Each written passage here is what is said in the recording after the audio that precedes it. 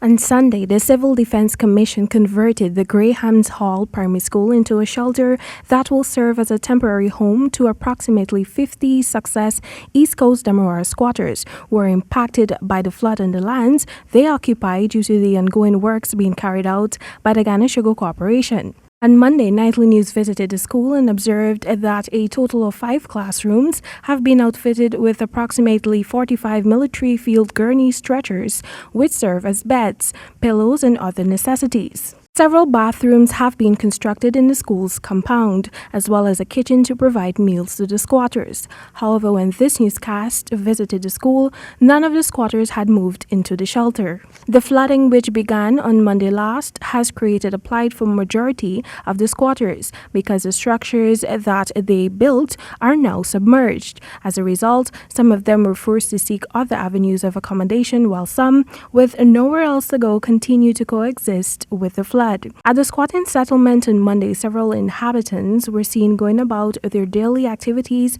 as the water from sections of the lands had subsided. Some of the occupants who opted not to move to the shelter expressed concerns about privacy at the shelter, compliance of the COVID-19 guidelines, and separation from family, among other things. They're adamant that as Guyanese by birth, they deserve to be treated with respect.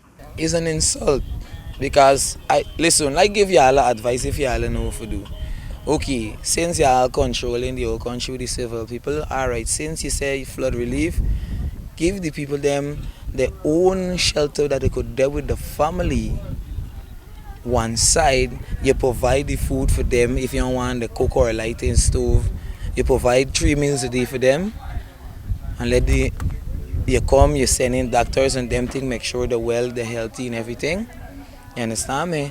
And you treat the people them like Guyanese. The government have to do better. Remember, we vote them in. We vote them there.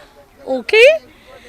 And we are supposed to go in no homes. They're supposed to come and give us a better... I'm staying right here. Yes, I prefer staying in the water. I'm not going anywhere. Why? Because I'm squatting here in an area I live in. All we're asking the government to do, to give you the place, we can able to pay for it. That is all. Meanwhile, Director General of the Civil Defense Commission, Colonel Kester Craig, told Nightly News on Monday that the shelter can accommodate more than 50 persons if the need arises. He noted that so far a total of 5 persons have applied to be housed at the shelter. Craig added that systems are being put in place to test persons for COVID-19 who enter the shelter. So people coming in will have to be interviewed, if possible, swabbed and tested.